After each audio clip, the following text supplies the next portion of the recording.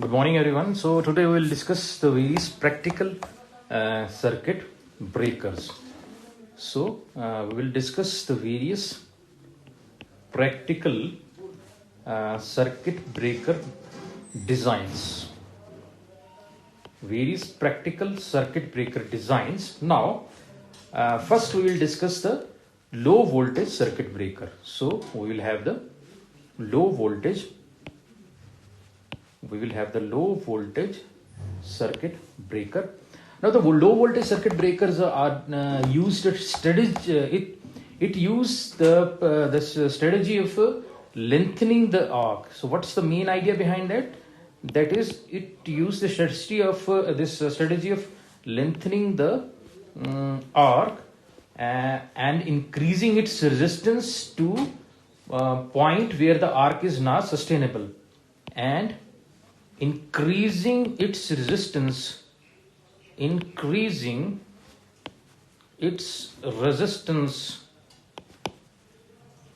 point where arc is not sustainable.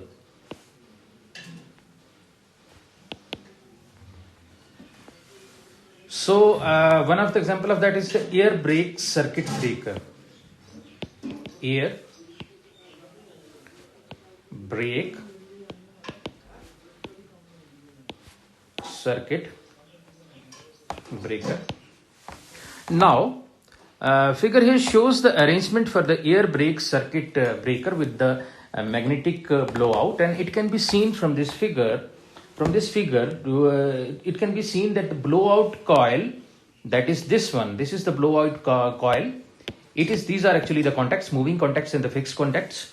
And the blow up coil get inserted in series with the arc. As the arc gets divided between the baffle plates, as you see, the current flowing through the blowout coil, it will produce the magnetic field, and in this case the current is flowing in this direction, the magnetic field coming out of the plane of the paper, blowing out the arc upwards.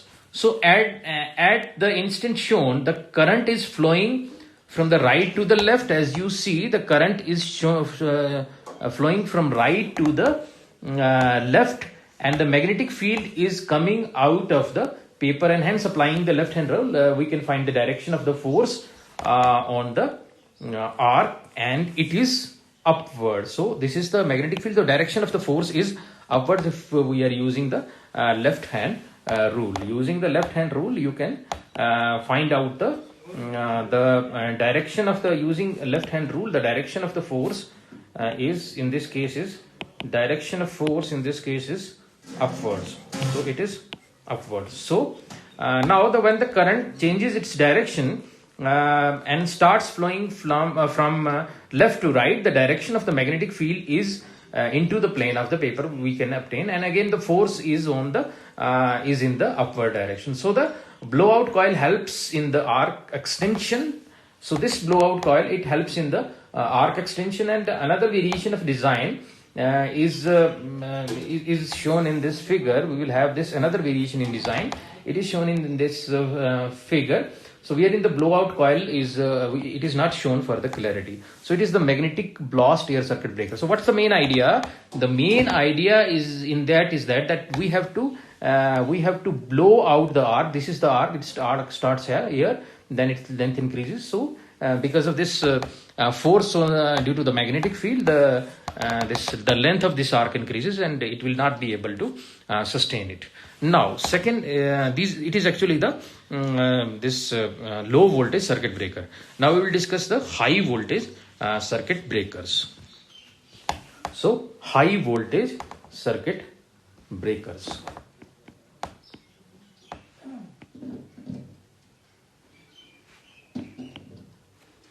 And under the high voltage circuit breaker, we will have the bulk aisle circuit breaker.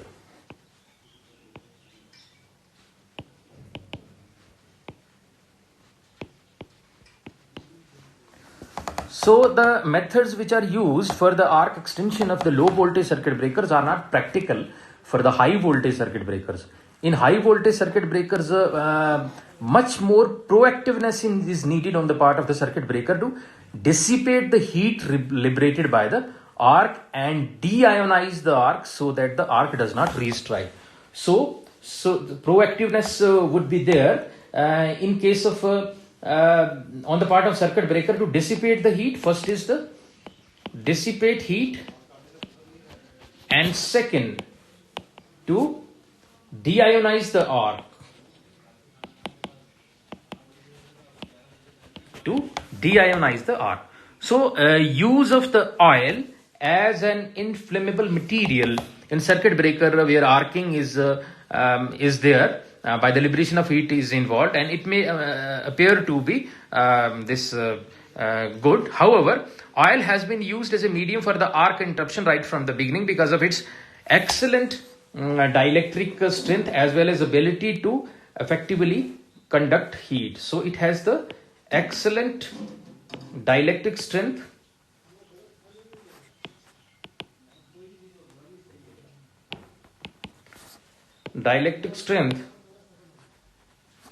and ability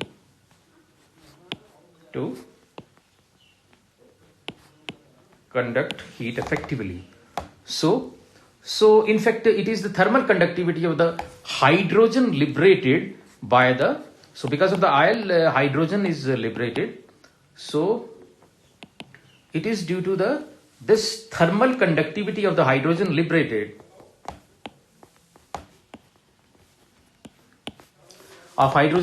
because of the decomposition is responsible for the superior heat conduction of the oil. And as the research on circuit breakers continued, other better interruption mediums like we will have the high pressure SF6 sulfur hexafluoride and the vacuum were discovered. Now first we discuss the bulk oil circuit breaker. So in this case, figure here shows the bulk oil circuit breaker. Now in this case, the bulk oil circuit breaker, the contacts are immersed in the oil as shown here. The contacts are actually immersed in the oil, and the arc is struck in the oil. The energy liberated by the arc causes the oil to decompose and liberate the hydrogen gas, as we have discussed. The hydrogen is very good conductor of heat and helps in carrying away the heat generated by the oil. So hydrogen is the very good conductor of heat. It is very good conductor of heat, and it helps in carrying away the heat generated by the arcing. So oil also provides insulation between this live parts and this other that is it is also used as an insulation medium between the live parts and circuit breaker and its tank, which is kept at the ground potential. So such a design is also known as the dead tank design, since the tank is at zero potential. So this design is also known as the dead tank design, because it is at the zero potential. Among the undesirable features of such a design are the huge quantity of oil required, its attendant negative impact on the environment in case of a spillage and disposal, and which actually causes the fire hazard. So bulk oil design has been superseded by the design in the minimum quantity of oil is required. So some of the disadvantages, that is the oil, large quantity of oil is required, that is large oil is required, then it negative impact on the environment, we can say the negative impact on environment, etc. So these are actually the effects of that. So it is superseded by the design in which the minimum quantity of oil is required. Now the minimum oil circuit breaker. Let us discuss the minimum oil circuit breaker. We will have the minimum oil circuit breaker.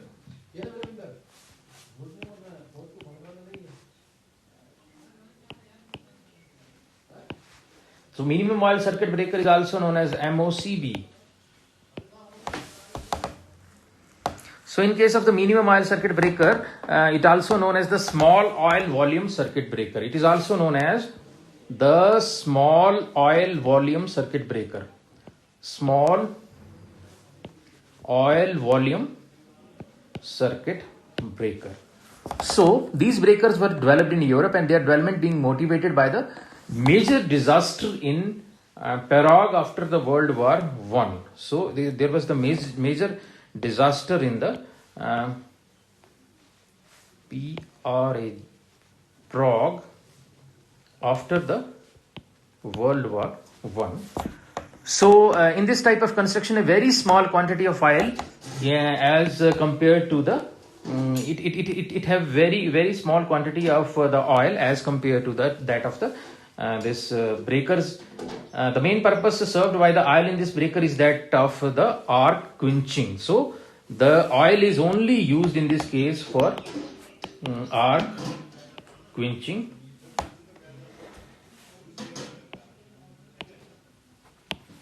So the arc quenching mechanism is so designed that the energy liberated by the arc itself is utilized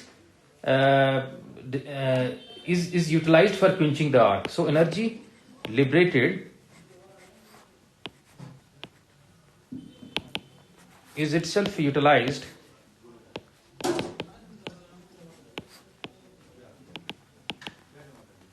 for arc quenching.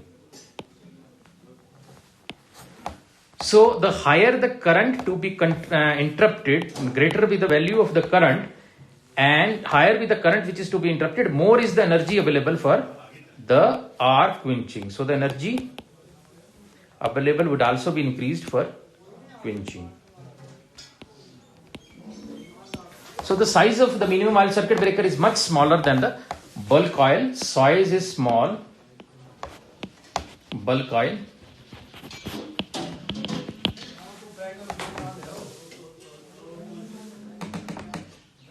So size is less than that of the bulk oil circuit breaker because of reduced quantity of oil which is required, and the fire hazard is also less. Now because of the decomposition of oil due to the arc interruption process, the oil becomes polluted by the carbon particles, so it will reduce the dielectric strength. So in this case the oil is also polluted by carbon particles. So as a result, the dielectric strength is also reduced, and so the arc chambers of the oil content need to be cleaned periodically. So arc chambers needs to be cleaned periodically. So it needs to be cleaned periodically. So this is the major drawback of the circuit breakers which is using the oil. So this is the major drawback. Now figure shows the one type of minimum oil circuit breaker. So in this minimum oil circuit breaker, you will see in this minimum oil circuit breaker construction, in this case we will see that P is the piston, P is actually the piston, and FC are the fixed contacts, and MC are actually the moving contacts. These are the moving contacts, and A is the arc and B is the blast oil. A is actually the arc, you will see here, and B is actually the blast of oil which acts in the direction perpendicular to the arc. If you see, this is the arc, and it is the direction blast of oil which acts in a direction which is perpendicular to the arc. The arcing phenomena liberates heat, causing oil to decompose into hydrogen and other hydrocarbons. So what it does, the arcing, it liberates heat, causing the oil to decompose. It liberates heat, and as a result oil is decomposed, causing the oil to decompose into hydrogen and other hydrocarbons.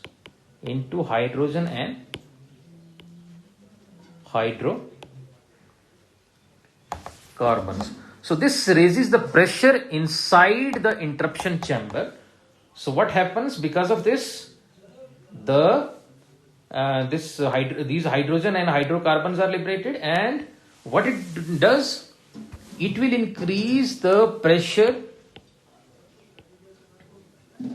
inside the chamber and causing the piston to move, resulting in a blast of oil. Pressure in the chamber causing the piston to move,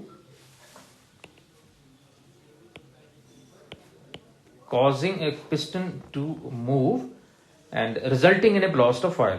So,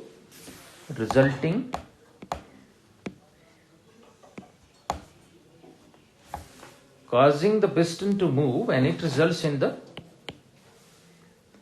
blast of oil across the arc.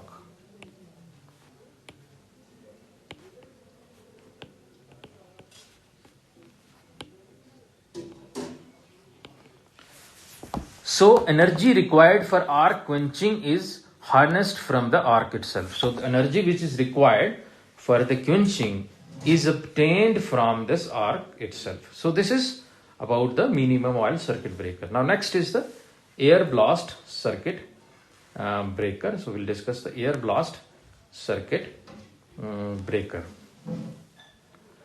So we will have the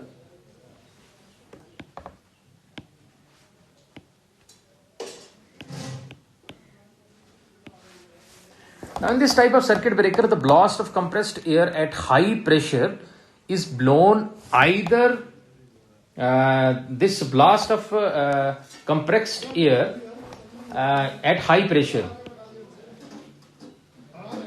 Blast of the compressed air at high pressure, at greater pressure, is blown either axially or across the arc.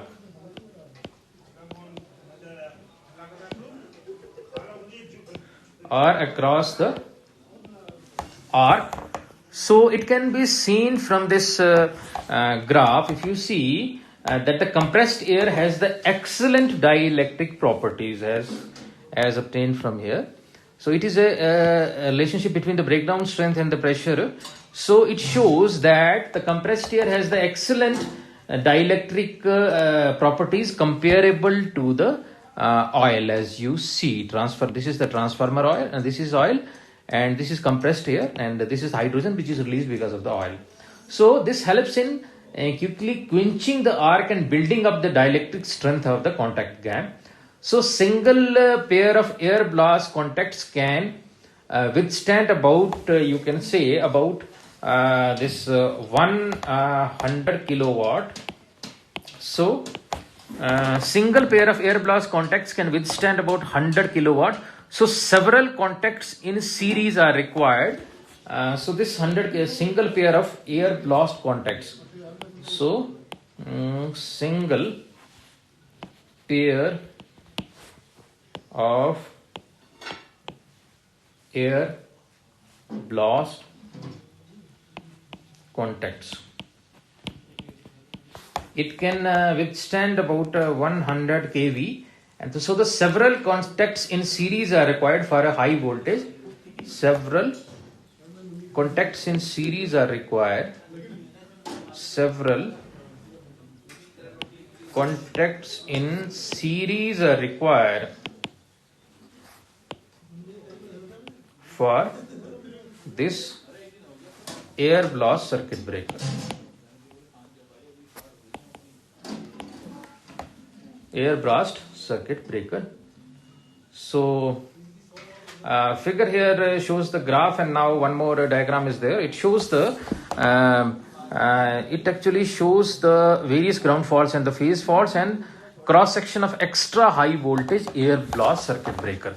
So this is the extra high voltage air blast circuit breaker. So in this case you will have the first is the air tank. It is labeled. So first is we will have the air tank, the air at 20 to 30 kg per centimeter square.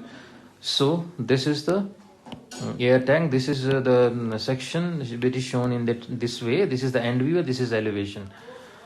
So second is the insulator in this case. Second, these are actually the insulators in this case. Double arc extension chamber. Third one is the double arc extension chamber. Then pneumatic operating mechanism, which is shown as 4. Operating mechanism, which is shown as 4. Then we will have the operating rod, which is 5. Then we have the valve, which is 6. Then we will have fixed contacts, which is 7. Fixed contacts, which is 7. It's shown here. And then we will have moving contacts, which is shown in 8. So this one is the moving contacts, and this 7 is actually the fixed contacts. The connection for the current, compressor springs. Then 11 is the opening for the air outlet. Then we have the arcing horns, resistance switching unit, and then we have the insulator, and then we have the port. So it is actually the extra high voltage air blast circuit breaker. Now we can discuss the SF6 sulfur hexafluoride circuit breaker. Now, as you know the fact that the sulfur hexafluoride was created by 2 French chemists. It was created by French chemist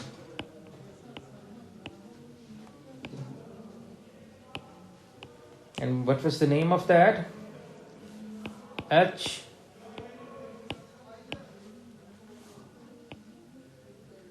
Moissan and P. Lebesgue in 1904. And how it can be obtained? It can be obtained by burning a quantity of sulfur in fluorine gas. Burning sulfur in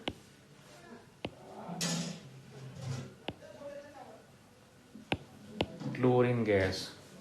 So the heading would be sulfur hexafluoride SF6 circuit breaker. Now, what are the main properties of that? SF6 is inorganic, colorless, odorless, non-toxic. It is inorganic, colorless, odorless, and non-flammable,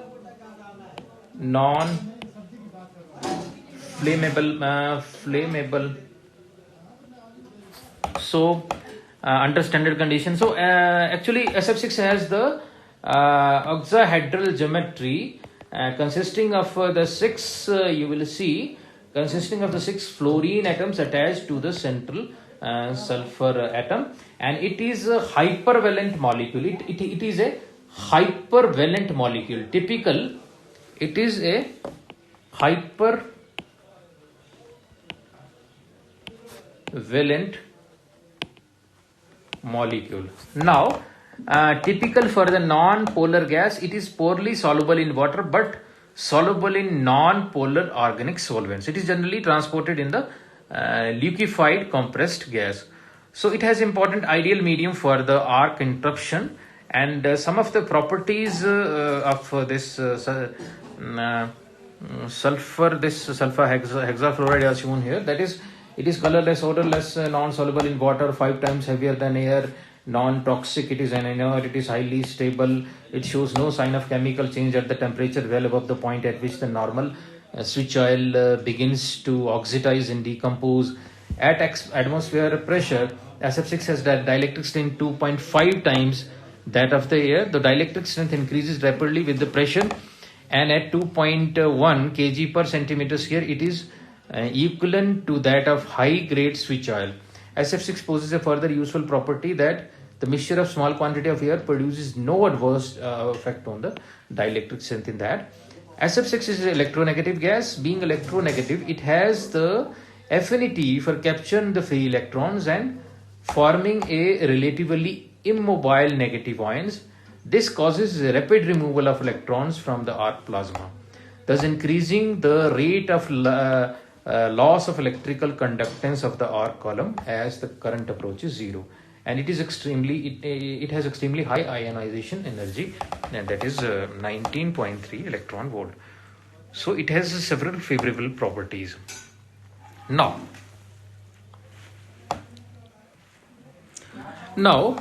despite these favorable properties, SF6 has certain serious disadvantages. So what are the serious disadvantages which are associated with the SF6? So disadvantages.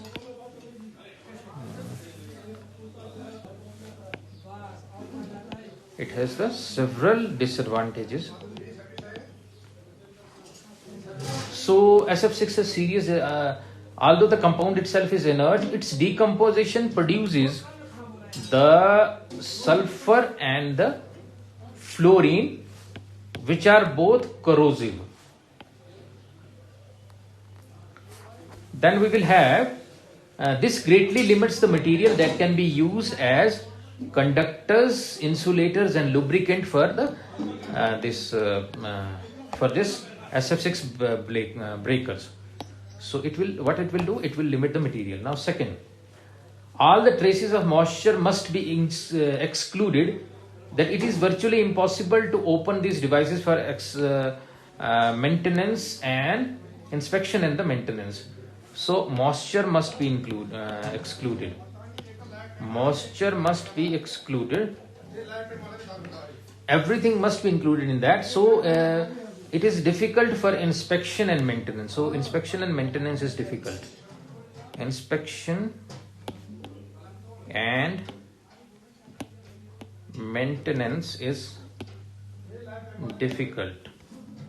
Now, next is because the gas is so heavy and viscous, difficult to ensure the gas flow needed to cool the arc than it is with the air. So it is more viscous and heavy.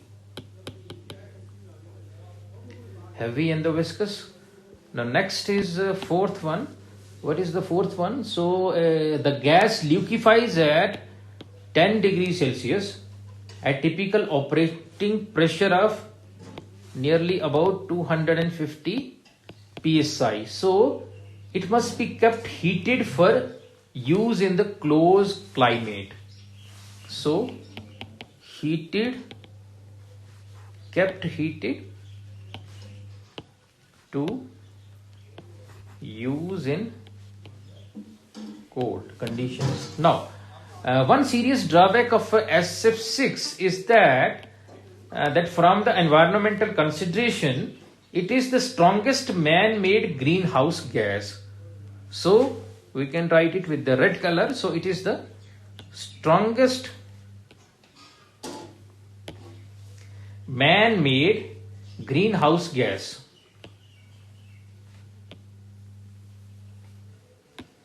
Greenhouse gas, and its warning potential is 25,000 times larger than CO2. So warning potential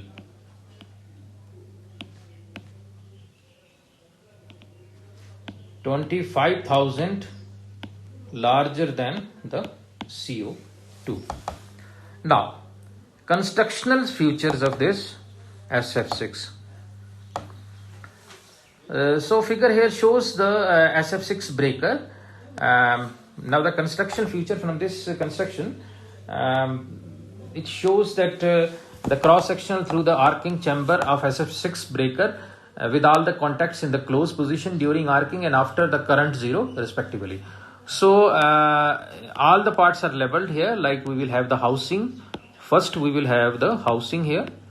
Now first one is the housing, that is whole of the house. So main contacts, two are actually the main contacts here. This one, 3 arcing contact system segmented part. Third one, arcing contact. So arcing contact system pin. Fourth one. Now fifth one is the insulator. Fifth one is actually the insulator here. So sixth is the piston. 6 is the piston here. Then 7 is the gearing. 7 is the gearing. Then 8 is the drive. 8 is the drive. 9 is the heating gap. 9 is the heating gap. 10 is the heating volume, this one. And then 11 is the gas return chamber. That is 11, gas return chamber. Channels, and then overpressure valve, this one. And 13 is non-return valves. 13 is actually the non-return valves. Now, what is the arc extension principle which is used here? We can explain that, and it can be explained by. Now, the arc extension principle of the SF6 breaker during the opening operation. Now, the energy which is required for the arc extension is derived from the arc itself. The energy released by the arc leads to a very rapid and local pressure and the temperature rise. So the pressure and the temperature rise would be there in that very case. So the convective and the radiated heat from the arc causes a sudden rise of the pressure in the heating volume between the heating volume which is between the rise of pressure in the heating volume which is between the arcing contacts, which is between the arcing.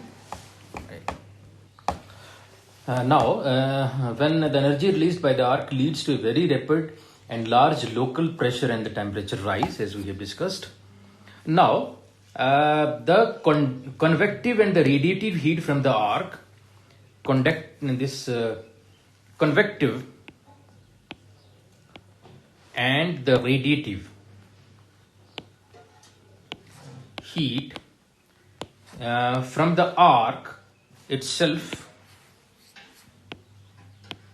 from the arc causes the rise in the pressure in the heating volume. A rise in pressure in heating volume, and between the arcing contact system and the piston. Between the arcing contact system and the piston.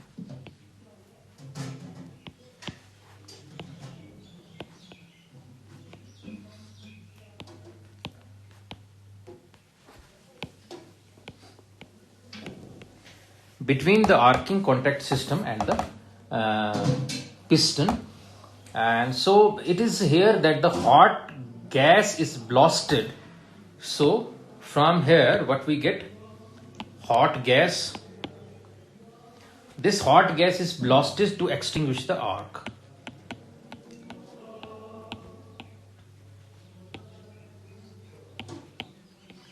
It is used to extinguish the arc the next time the alternating current passes through zero. A further contribution of the pressure rise is provided by the magnetic field pinch effect in the interior, like we have discussed also, being manifested as the force acting in the direction of center of the arc path. This current generated magnetic force in turn causes the strong axial flow out of the arc, basically a plasma jet which shoots outwards and is partly diverted into heating volume. Now, when a very high current flow through the breaking, the pressure rise can be quite dramatic. Mechanical damage is avoided by relieving the pressure via the special overpressure valve, which is shown here. The relatively low arc energy at low current is unable to create enough pressure for significant self-blast. This is where the concentrically mounted blast piston comes into play, this one. So the pressure build up in the heating, by supporting the pressure build up in the heating volume, it helps to ensure the successful blasting and the extension of the arc. Now, next is the vacuum circuit breaker. Now, next we will discuss the vacuum circuit breaker.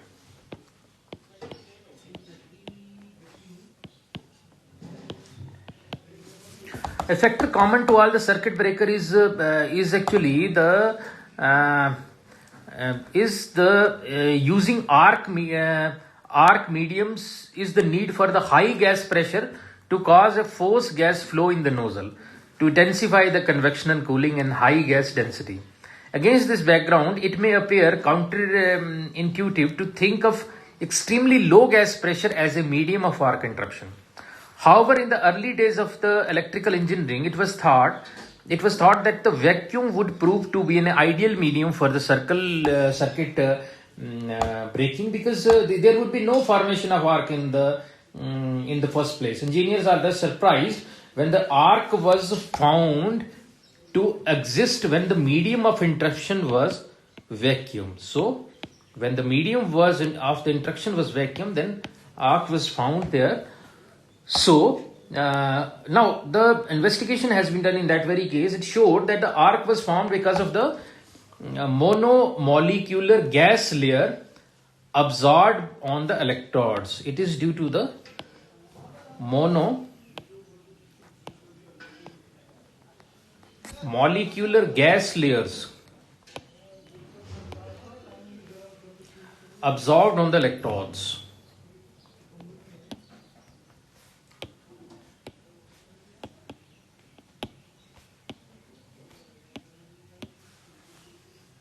And the later, when the high vacuum technique enabled the manufacturer to avoid the gas layers, the arc still appeared because of the phenomena which we described, as the moving contact start parting from the fixed contact. This is the fixed contact.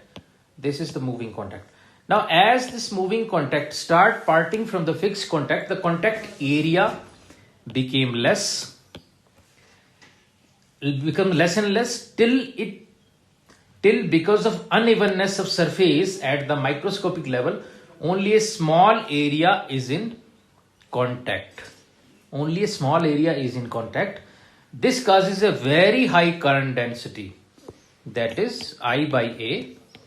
It becomes very high. So, at these spots, resulting in the liberation of the intense heat is generated. These intense local hot spot cause the vaporization of the contact material. So it caused the vaporization of contact material. Now, so the metal vapor is responsible for forming the arc. So this is the metal vapor. It's responsible for forming the arc. Becomes at low current value, the metal vapor arc become unstable, causing the current to chop to zero before its natural current zero instant. Now, in order to get over this problem of the current chopping, electrodes with the higher vapor pressure were tried. So what is done? Electrodes with higher vapor pressure was tried. Electrodes with the higher vapor pressure was tried, and these cause high metal vapor densities or high currents. It causes the high metal vapor densities at high value of the current. So, and the arc loses the advantageous feature of the vacuum arc. So it loses the advantageous feature of vacuum arc.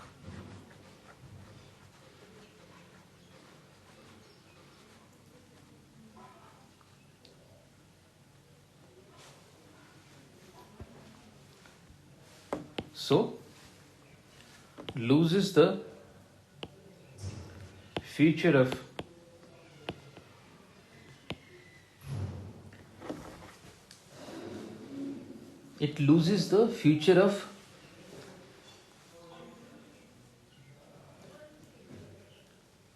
vacuum arc. It means that its voltage and power increase and it reignites after the current zero is completely current zero at low voltages. So in intermediate ranges, however, such an arc is almost ideal with an extremely low arc voltage of about 20 volt, almost independent of the current and the gap length, and fast recovery to a high through limited dielectric strength. Now, what are the various features of the vacuum circuit breaker? The vacuum circuit breakers need much shorter contact travel, and this reduces the energy requirement, the size and cost of the braking mechanism. The main problem with the vacuum circuit breaker is how to guarantee the high vacuum throughout the life of the circuit breaker, which can be taken to be around 20 years. Now, metal bellows are used for allowing the movement of the movable contact. So there are several constraints on the electrode material. In case of vacuum circuit breakers, the electrode material must be chosen with regard to the vapor pressure to avoid current chopping at low current and make vacuum recovery possible even at high current. The melting point of the electrode metal must be high enough to allow the absorbed gas layers, etc. So, some of the advantages and disadvantages of that are listed here. That is, the vacuum is self-contained and does not need filling of the arc extension medium and obviating any need for the auxiliary system. Interrupter is sleek and does not need maintenance. Breaker forms a unit that can be installed in any required orientation. The medium of arc extension is non-explosive and silent. It has a long life and suitable for repeated applications, suitable for capacitor switching, cable switching, industrial load switching, and a high total current is switched. Since the contact piece erosion is small, the rated current can be interrupted up to 3000 times in that case. Now, some of the disadvantages of the vacuum circuit breaker. It is shown here. That is, vacuum interrupter is more expensive than other types of interrupters. The rated voltage of a single interrupter is limited to about this 52 kV. It requires advanced technology for manufacture. In the event of loss of vacuum due to the damage, transit damage or failure, the interrupter becomes useless. So for the interruption of low magnetizing current, additional surge arresters are required in parallel with each phase of vacuum circuit breaker to avoid multiple reignitions. Now, some of the features of the vacuum circuit breaker. Some of the features of the vacuum circuit breaker. Now, this figure, it shows the construction details of the typical vacuum circuit breaker.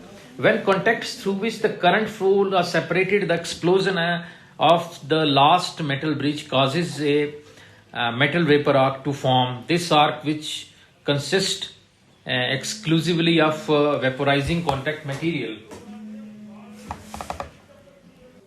And the arc, which consists of exclusively of the vaporizing contact material, is sustained by the external supply of energy until the next time the current passes through zero. Now, at the instant of the zero crossing, the arc is finally extinguished and the vacuum interrupter regains its insulation strength and is able to withstand the transient recovery voltage. Now, to ensure the successful quenching of the current zero crossing, the contacts are not allowed to suffer more than the minimal arc erosion during the passage of the strongest current.